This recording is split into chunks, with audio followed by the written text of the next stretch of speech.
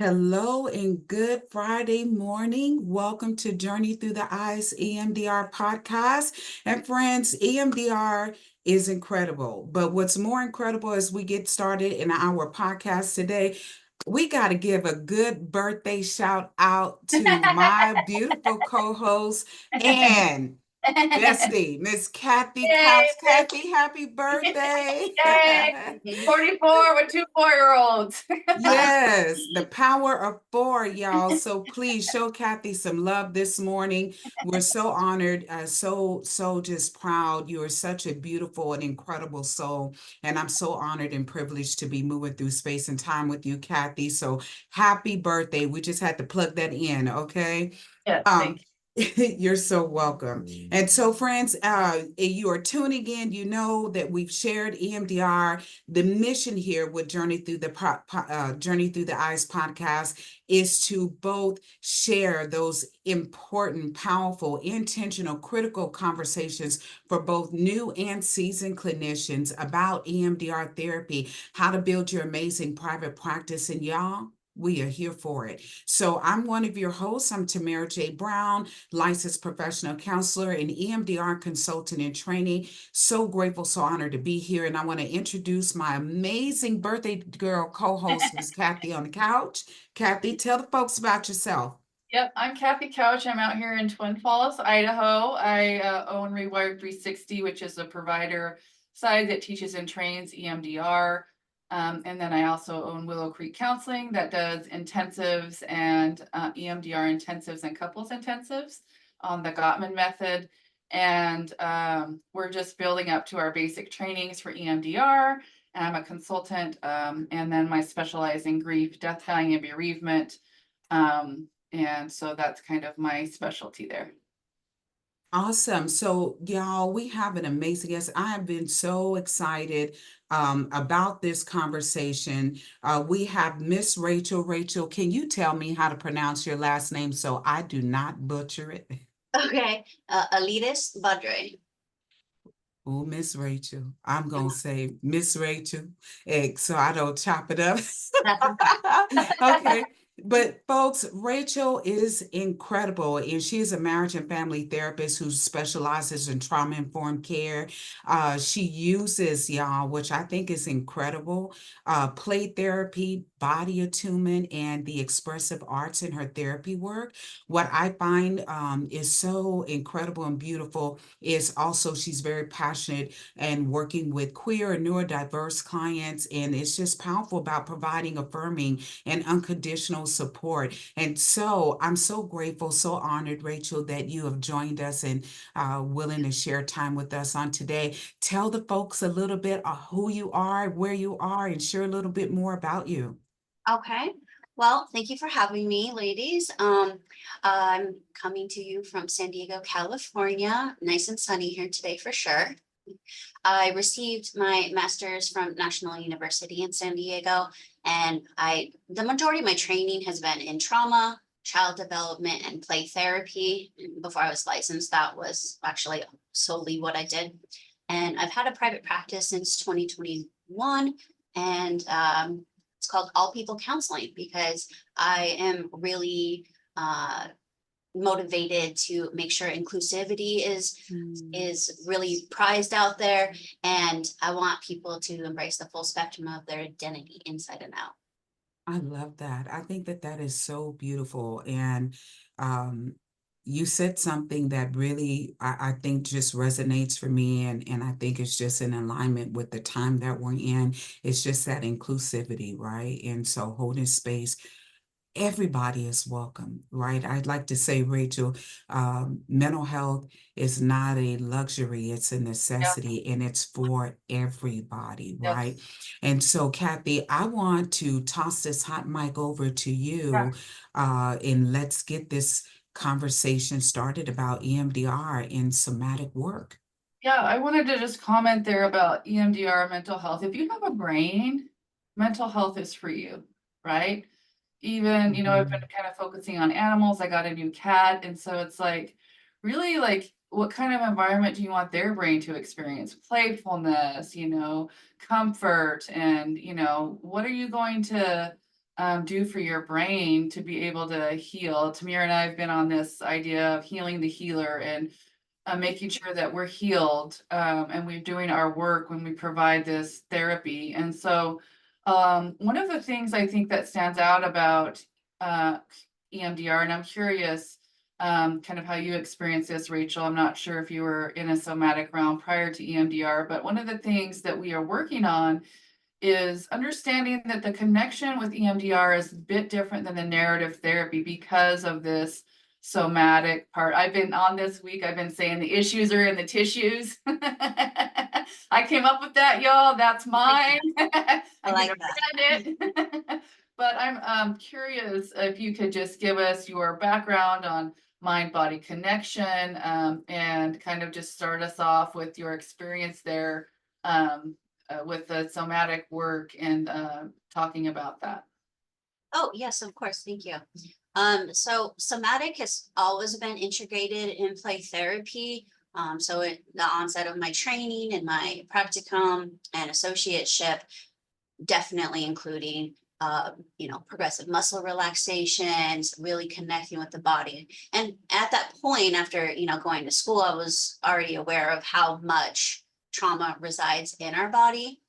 I think that the majority of the work that I've done with somatic has actually been in my own personal journey.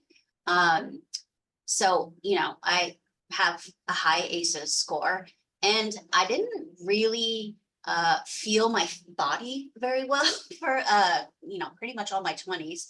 And going to school and going to therapy, and my own personal therapist really specializes in somatic work, helping with chronic illness. And that is where I've just I drank the Kool-Aid. I'm like, oh my goodness, this makes a difference. I used to struggle with migraines consistently, miss time from work. And I don't have, I'll get a headache sometimes, but I don't struggle with migraines. I just feel better as a human after doing this work and being able to release, all those traumatic events that were in my childhood. So yeah, I wanted to say something, comment on that real quick. I didn't mean to cut you off there, but so what I've learned is so mind-blowing this week. What I've been on is the adverse childhood experiences study that connects the trauma with the physical body and leads to health outcomes in these predictors. What I learned was Francine Shapiro talked about in an article in 2014 that for adults, she identified this as the adverse life experiences. So I've been integrating that in my practice for adults, that she was on to something way in advance of what we've been working on. And I may have gotten the year on that wrong, but I think it's so important that she, had this vision of what these experiences were in the body. We do talk a lot about the adverse childhood experiences scale. We hear that a lot. It's called the ACEs for our listeners, if you're not familiar with that, and it connects the trauma with various somatic issues that present in our bodies. Francine Shapiro identified these as adverse life experiences. So when I'm working with consultees, I tell them, listen, these ALEs are on your target list in phase 1. Take these ALEs, put them in there, because EMDR really does work these ALEs through your system in such a magnificent way. Can you talk a little bit about the nervous system interaction with the body, and a little bit about how those how trauma can be stored in the tissues? Can you talk a little bit about that and the neurobiology of the nervous system there? I could talk on this all day. Oh, yay, we got the right one. So first, I think it's kind of helpful to actually learn about how they developed the ACEs screening tool, or the ALEs. So in the mid 90s, it was actually Kaiser Permanente San Diego and the CDC. They did this study because pioneered this new gastric bypass surgery that was supposed to solve, heart disease, diabetes, all these top killers. Okay? And there was a portion of patients who, no matter what, were not able to keep the weight off, even though the physical changes should not make that possible. Okay? And they've been, touting like calories in versus calories out is the solution to the obesity epidemic and weight loss for a very long time. Okay? So what they did is they surveyed all these people. It was actually over 17,000 people, and tried to find out what the people who couldn't keep the weight off had in common. And those commonalities are now what we know as the ACEs screening tool. Right. So the ACEs screening tool is basically any traumatic events before the age of 18. And yes, it can definitely include lifetime traumatic events. The importance of before 18 is the body and the brain are still developing. Yeah. So it actually creates physical changes. And this landmark study found that there's 10 different categories that if people experience these kind of traumas, will actually have that physical impact in their lifetime. So those categories are physical, emotional, and sexual abuse, physical and emotional neglect. There could be a parent struggling with mental health challenges, particularly like suicidality, parents with substance misuse, any family member incarcerated, intimate partner violence, as well as separation/divorce. And, the divorce is common, right? So the majority of the population actually has a ACEs score of 1. So what they noticed that like when you have 4 or more of these ACEs scores, it really has had dramatic effects on the physical well-being of an adult. Right? And the higher the doses of trauma, so the higher the ACEs score, the higher percentage chance of mental health or physical health problems as adults.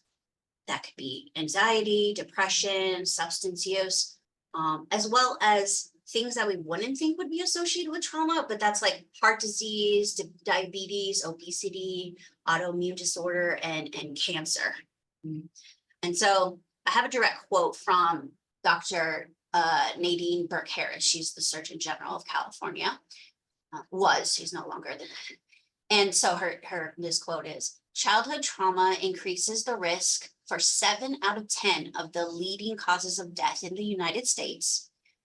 In high doses, it affects brain development, the immune system, hormonal systems, and even the way our DNA is read and transcribed. Folks who are exposed to very high doses have a triple lifetime risk of heart disease and lung cancer, and a 20-year difference in life expectancy. Yeah. Powerful. Oh, 20 years.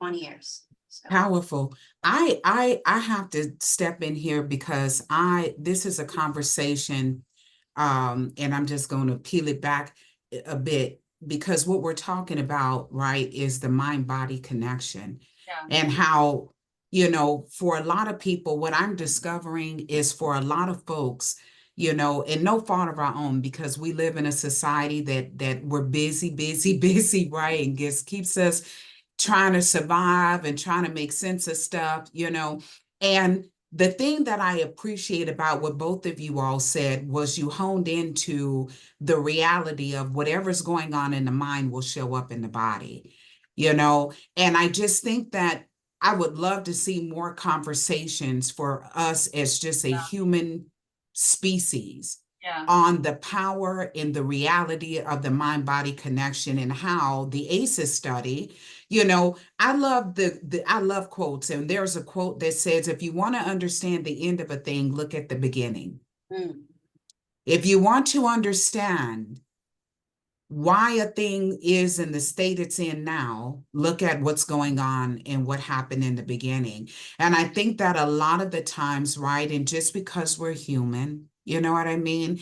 It's not like we're going through public school or whatever, and they're teaching us the power of what happens to us when we're little people. And I'm also grateful that the mental health field has evolved, and there's still some folks who don't believe the past has any relevance.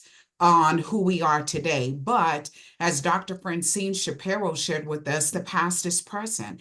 And if I could say this for the people who are listening and they may not have all the science terminology and understanding, folks, think about it like this, that in other words, as we're growing up, think about your life and growing up as a child as if you're building a house, right? That if you build a house and if the foundation, which is our childhood, is shaky, it could be shaky because maybe we witnessed our parents going through divorce. Maybe we had a single parent mom or dad who worked all the time and maybe had other siblings and you had to grow up and become the surrogate parent in the household. Or maybe it's because we went through a hurricane, Katrina, or whatever the case may be, right? Sometimes those life experiences causes the foundation to get Yeah. shaky.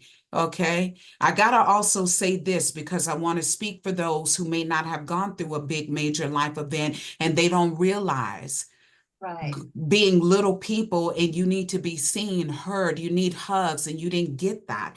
Those are also things that can make the foundation shaky. Okay. And then when you try to build your house on this shaky ground, for a minute, if you stand back, it look good, don't it?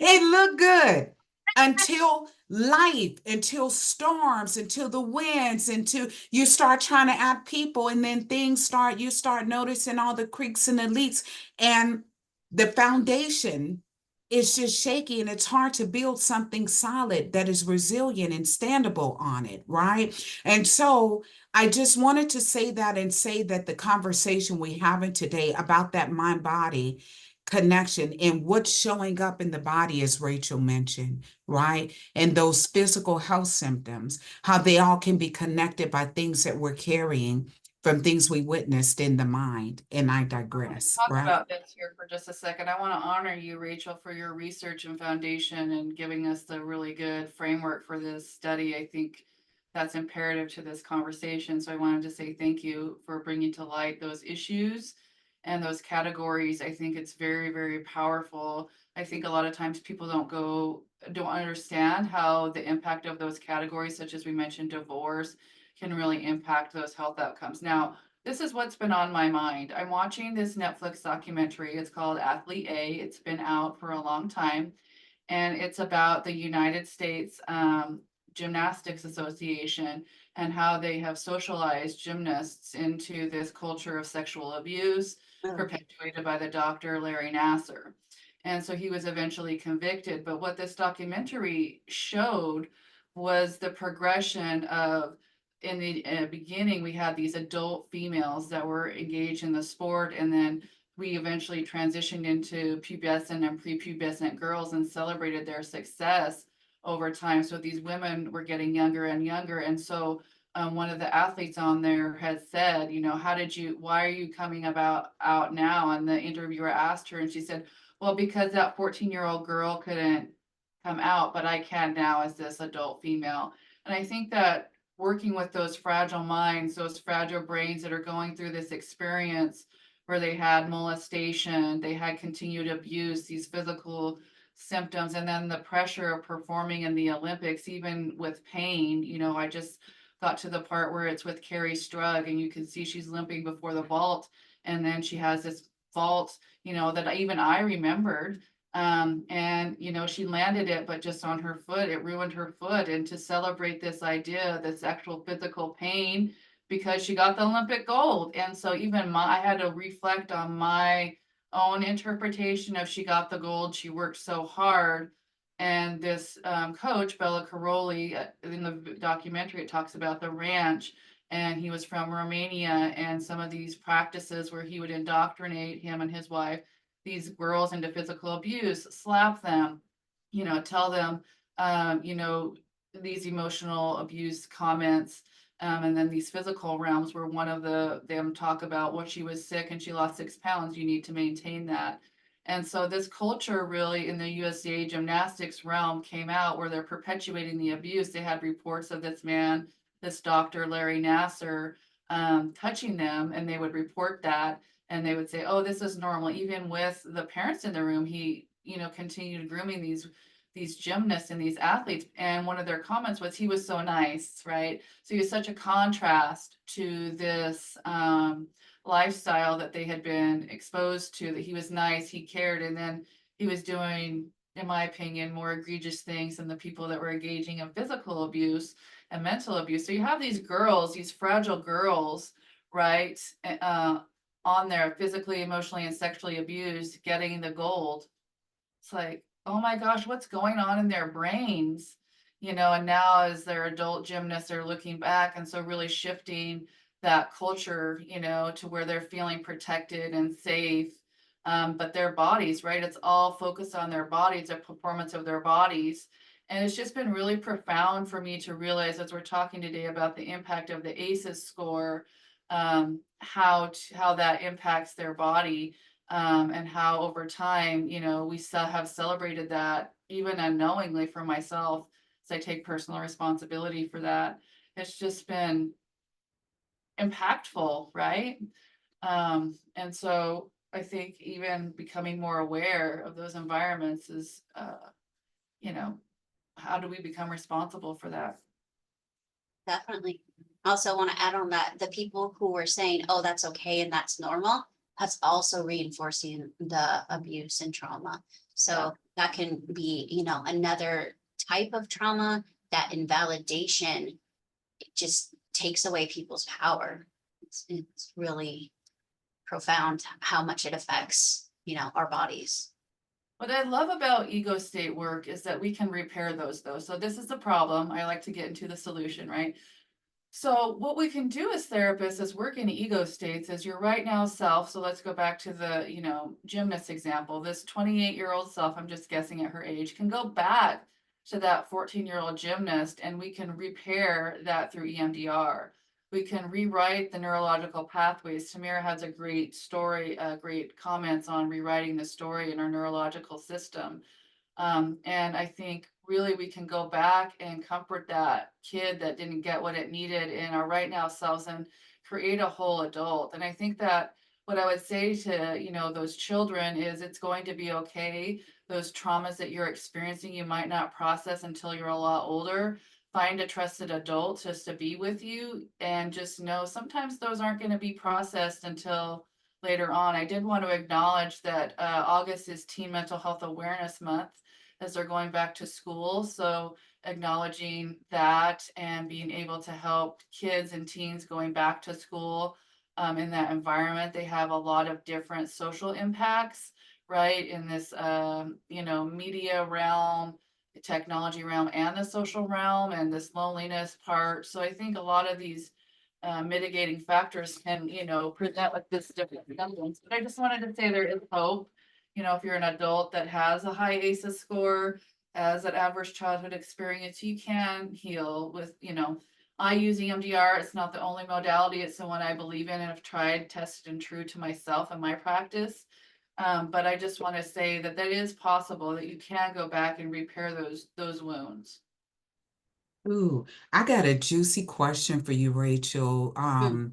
Just because I think, and what I'm learning too is just the power of just the somatic work, right? And so I want to ask you that when you're facilitating, when you're doing EMDR therapy, right? What do you do to kind of integrate the somatic work? And then if you can give like a brief definition, one that's like, so the everyday person who's not a therapist who may see this will understand what the somatic part means, and then just kind of describe how you facilitate it with your clients when you're guiding, with that integration. Yes, yeah, for sure. So with somatic work, the aim of it is to neutralize some of the cortisol levels in our nervous system, how we respond to things, and that healing is possible. Like Dr. Nadine Burke-Harris, her whole, as a Surgeon General, was trying to inform all these medical care providers that this is related to trauma, and there's still so many medical doctors that are unaware of it, unfortunately. However, she says ACEs are not destiny. Okay?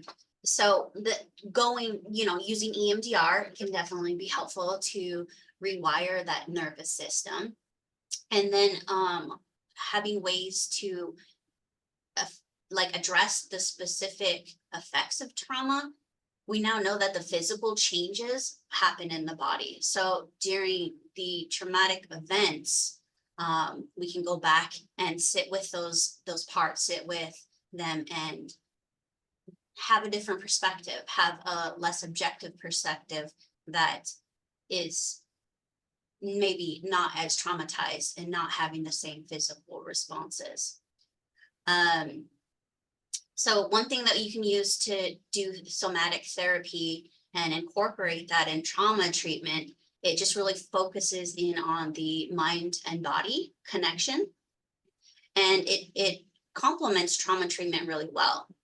It develops an understanding of how trauma is stored in the physical sensation, tension, discomfort, or chronic pain. And so now we've recognized that the impact mental health has on our physical mental health and our future mental health. And so we aim to work with the body to change those responses, awareness, and attunement to promote healing.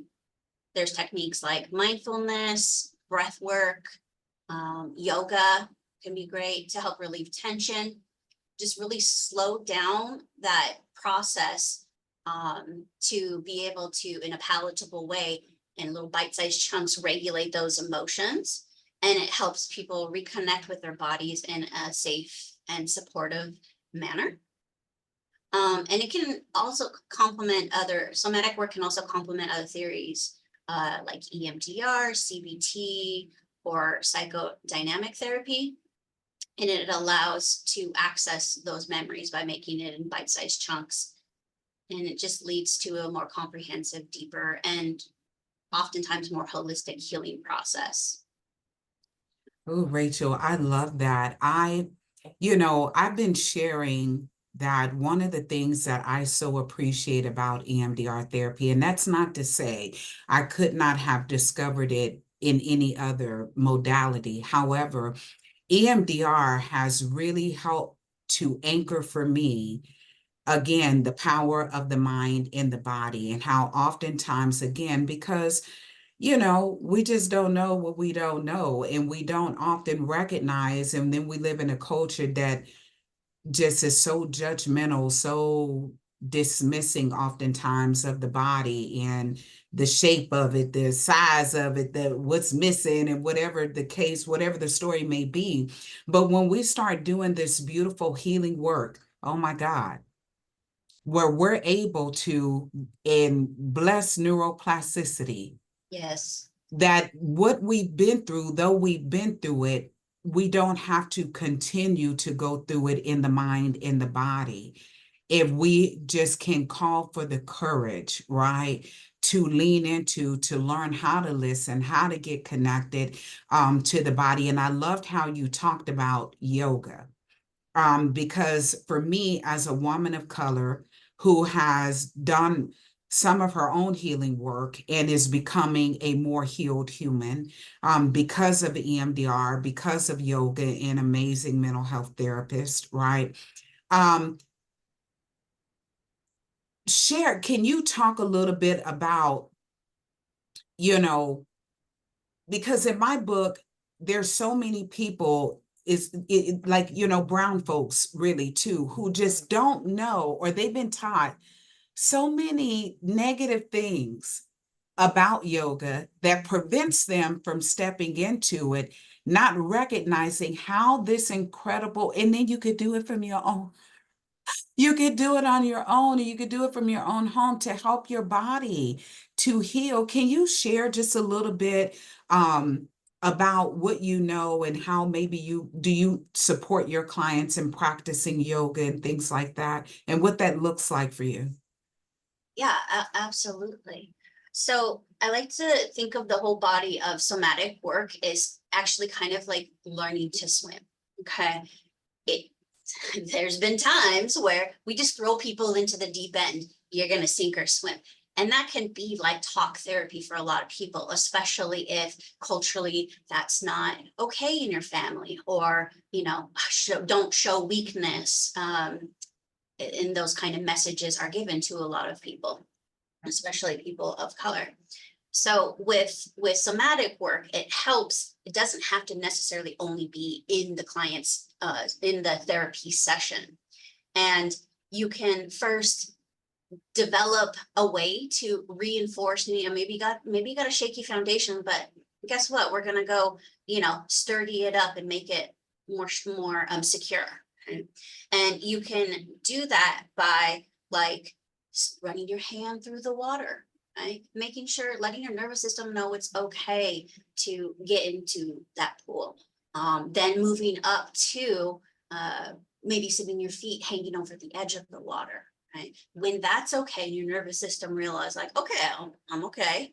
Then it, put on those little boards that can help you stay afloat, or the little floaties for your little ones, wading in slowly. And then eventually when you're in the water, you have the capacity to like start learning to swim. Right? And it actually becomes like second nature. So that can be done through things like yoga. There's a lot of grounding exercises, and those are meant to help you firmly plant yourself in the present moment. That can look like hitting your dog, counting backwards in increments of 7 from like the number 100, holding an ice cube, stepping outside barefoot. And most of these things are not during the therapy session, right? There's also body scans. A lot of times I have clients come to me and they've never done like a meditation or a progressive muscle relaxation. So we practice these in session. I, print out a script for them. They go home and they're like, oh my gosh, my sleep is so much better, just different ways to help the clients become more attuned with their body sensations and release that tension.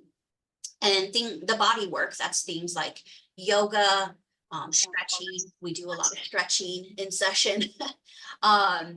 Receiving acupuncture treatments, that's been very helpful for a lot of people, especially people who may have some of these medical challenges from a higher ACEs scores and have not really been acknowledged from the medical care providers that focus solely on the physical body. And then there's things like reaching towards a caregiver. So in the moment, maybe like the Gestalt method and you're having an empty chair, but maybe you didn't have the reach, or maybe you didn't have someone receive you when you were a child. So mimicking these things, yes, they can be done in the therapy session, also without, and that's important too. There's breath work. And that can be like belly breathing and making sure your abdomen is rising while you're breathing. Finger breathing, the kids love this one. It's kind of like in and exhale. And so you're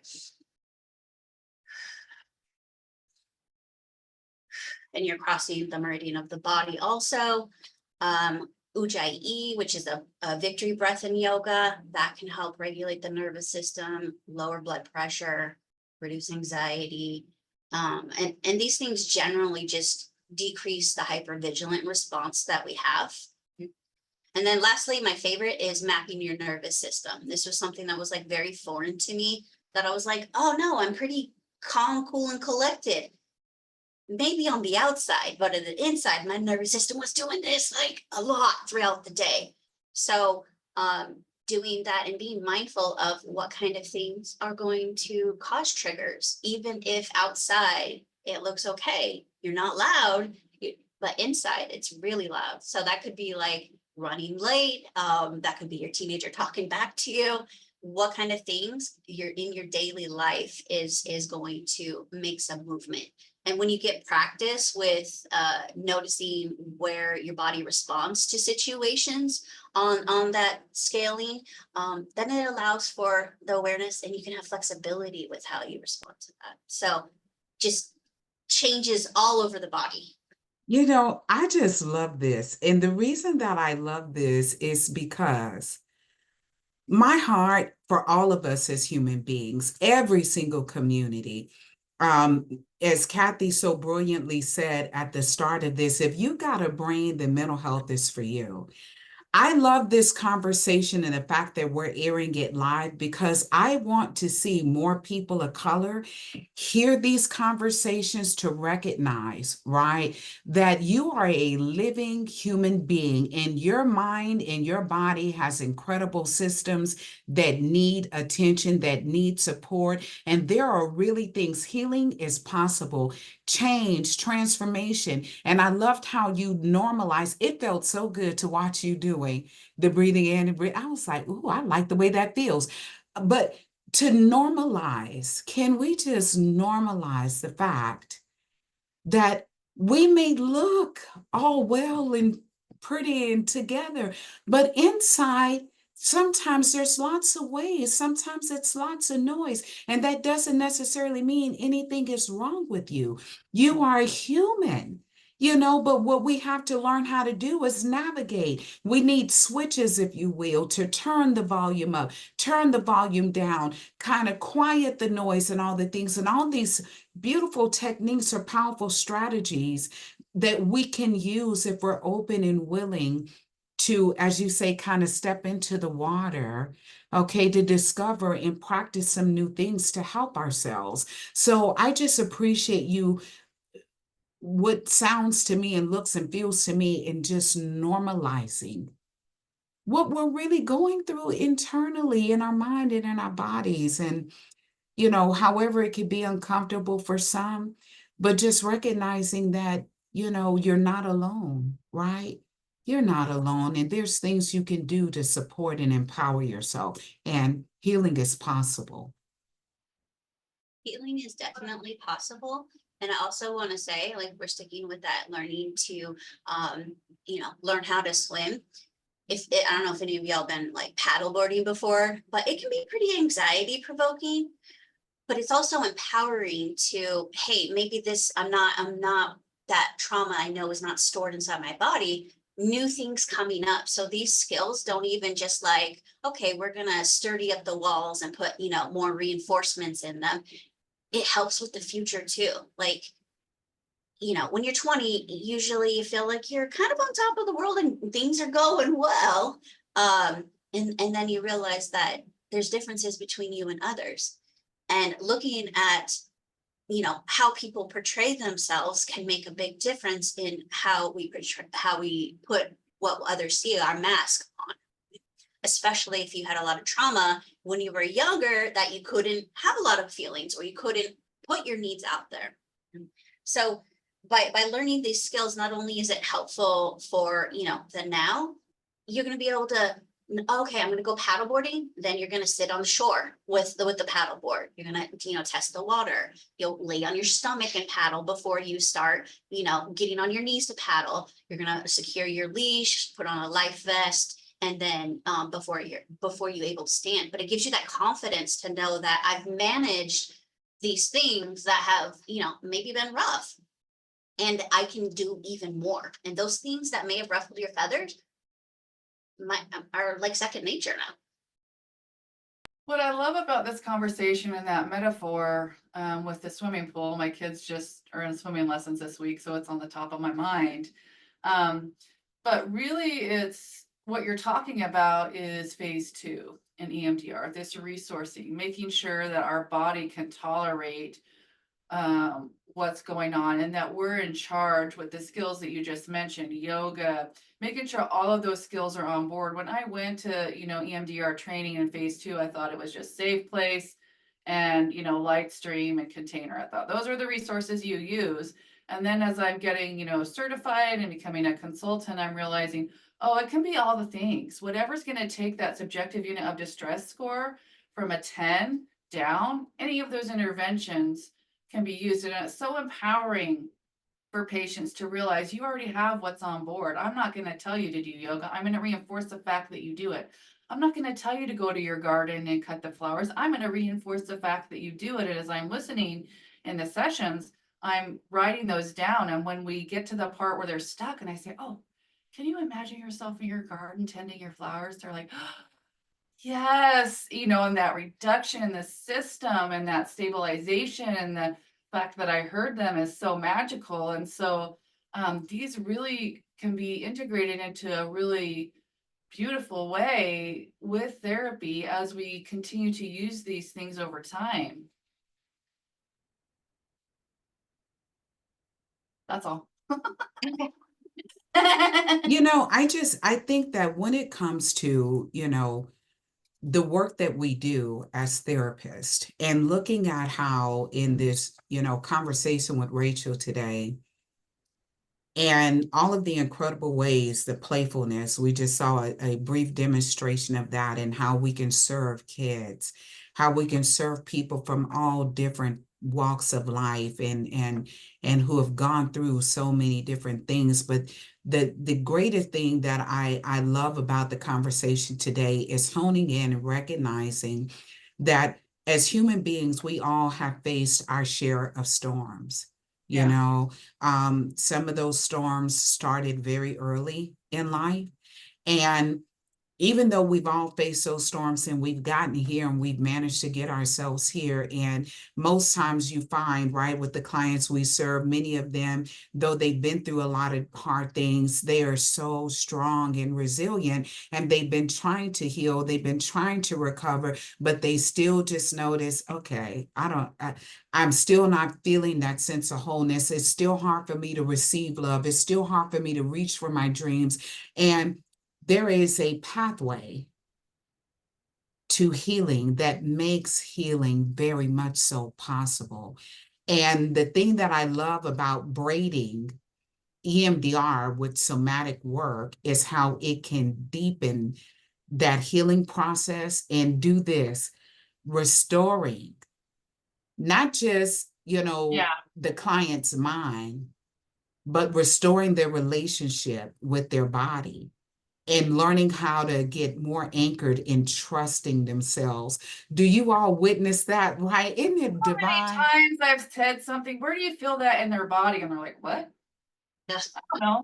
You know what I'm saying? It's like, so as you go through this experience, where are you noticing that? They're like, oh, I don't know. I have a patient whose whole left side, he had no idea that his trauma was on the left. I mean, he had an idea, of course, but it's always stored right there. And it's like, oh, that's what, and as we processing it comes up and it's like, oh, okay. The issues are in the tissues, people. Definitely. Yeah. So I think it's like maybe helpful to review some of the shifts that clients can expect when they're doing somatic work and trying to move through trauma with also integrating EMDR. So that decreased emotional distress is probably going to be the most profound change and the reason people are going to therapy. Learning how to regulate, learning that sending an email to your boss shouldn't, induce a panic attack. Okay? And being able to conquer those kinds of things can lead to some really dramatic changes. The second, there's enhancing emotional regulation skills. So just being able to be more sure and confident in your emotions, how to manage them, how to do tough things. Next is increasing somatic awareness. And so that's just like diving deeper than just talk therapy can provide. It helps identify those body sensations, learning to regulate the nervous system, and it just leads to a better sense of control, which is really important if you've had a lot of trauma, and body attunement. Okay. So paired with greater body attunement, people can actually improve their physical health. We're talking about like the ACEs are not a destiny, okay? Is being able to notice, I keep getting a stomach ache every single time I'm having an argument, or, irritable bowel syndrome, very tied to emotional distress, migraines, those kinds of things. You'll be able to identify, work through, and then have the confidence And I'll tell you guys, like, especially with chronic health, you go to the doctors and they're like, no, it's just a mental health issue, or lose weight, or get better sleep. And yes, these things can help with that, but also being able to be more assertive about, like, this is what's going on in my body. I need a second opinion. Those things just lead to better physical health and a greater understanding of self. So as clients engage in the trauma work, they develop that mind-body connection, and they have increased self-trust. So we were talking about not trusting themselves, right? Being able to say, no, this is actually what's going on. I am feeling this uncomfortable feeling. I am feeling this painful feeling. And they're more likely to seek medical care. And so lastly is the increased resilience and empowerment. And that's just ultimately having the self-compassion, the resilience, as you were talking about, confidence, and being able to increase their self-worth by being able to do tough stuff. I don't know how many times I've heard folks with parents just invalidating their feelings time and time again. That is a trauma, right? That is emotional abuse, that especially if it's constant. So being able to move past that not only leads to a healthier now, but a healthier future and healthier body. Oh, Rachel, I surely appreciate you sharing on that, because I meet a lot of women who, when they first come into the session, we're doing the intake and we're talking a little bit about their history, and like, oh, my childhood was great. Right? Oh, my childhood was great. I had both of my parents, and it's like, okay, and then we start, looking and exploring their relationships with their mother, their individual, not just what you saw your mom and dad do in providing, but what did the connection, how was that? And they were like, well, we really didn't have one. And then all of a sudden, there's this deep sadness that they become aware of. And then, when we lean into the sadness and all the things, and then they start recognizing, man, my struggles with feeling alone, and they really started here, and how not growing up, being seen. I say this for the parents, for the big people, to hold space for the little people.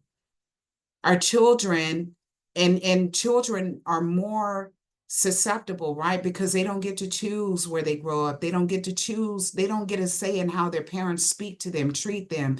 And we've got to become more aware that words hurt, and they will stick. It's not true. Sticks and stones may break my bones, but words will definitely hurt us.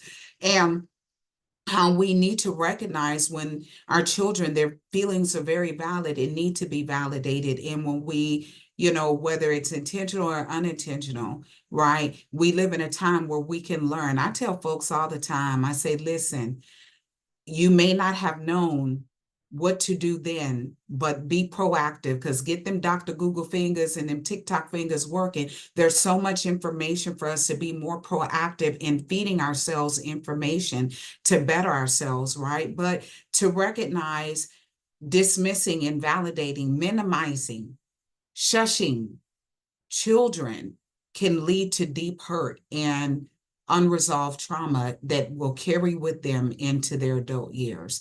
And it's our responsibility, I believe, to curb that as much as we can in our time. So I thank you just for speaking on that and sharing on that. And I'm going to toss the mic over to Kathy, and then we're going to give it back to Rachel to see if she has any words of encouragement. Yeah, I just agree with everything that's been said. I don't have any really thing else to add. I just want to acknowledge the power in this room, the power in this podcast as we're advancing the healing across the nation, really embodying ourselves together as a team. Coming together in this time is very important and critical, and that we can really affect people with these conversations. So just expressing gratitude to all that's been shared here to advance the healing that we all are committed to. So go ahead, Rachel. I'm going to hand the mic over to you, and just any last closing comments or words for therapists. Okay. Well, I think it's important to find out more information, as Tamara was saying. Right? What information are you receiving? There's many places you can go to get information about how parenting affects children. A great place to learn more about that is like the burkefoundation.org, or acesaware.org.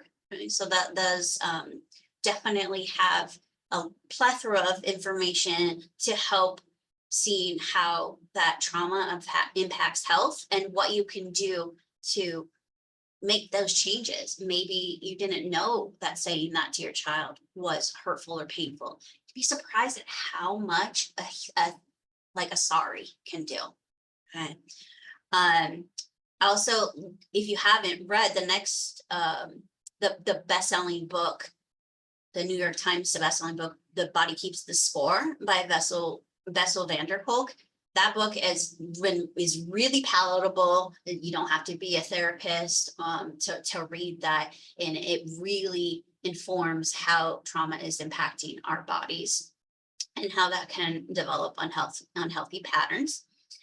Therapists, I think EMDR is definitely helpful to even the basics training can be able to allow you to work with clients in a safe manner. And I personally recommend the Professional Transformation Institute. They actually teach the somatic and attachment focused EMDR, which integrates that somatic and the EMDR, and they balance it like really well. Look into somatic experiencing training, and that's from Dr. Peter Levine. People with chronic illnesses, particularly those with high ACEs scores, have found help, have found relief, and there's tons of books that are so great. Polyvagal theory, and that's just kind of being aware of what happens to our nervous system. Is it when it goes up into the red, and like how to bring it back down to the green. Sensory motor therapy, that's Pat Ogden. She pioneered this, and this is really, really important to learn a lot of sensory techniques and things to help integrate healing into your bodies. There's also bioenergetic analysis, Hakomi method, Gestalt, and mind-body centering that can be helpful. So that, including mindfulness, can really help inform therapists on how to help people. And a lot of that is pretty palatable for people who may not be mental health professionals. So I also do want to say, make sure you're receiving those CEUs in trauma work. It's important to stay up to date on this information as it's constantly evolving. The whole ACEs, we learned about that in the 90s. That wasn't that long ago. And just even the evidence and the brain scans and MRIs and things, that's from like 10, 15 years ago. And a lot of people still don't know about it. So keep up to date by doing that so you can offer, the safest care to your clients. And I think, just ending with the ACEs are not set in stone. Healing is possible. I love it. And then Rachel, can you tell the listening audience if they want to reach out to you, where can they find you? My website is allpeoplecounseling.com. You can email, call, text. There's also a contact form on the website that you can reach out to me through. Awesome. Well, Rachel, we thank you. Kathy, take us out of here. Well, just honoring all that's been said and shared and released in this space and time today, honoring all the people that are listening and the people yet to be healed. We just really appreciate you at Rewire 360. Our goal is to bring the clinicians to the mind-body experience and to help them build a business about that. So we appreciate you. We're so grateful to have you, and we will see you next time. Thank you. Bye, guys. Bye, Rachel. Bye, Tamera. Bye, Kathy on the couch.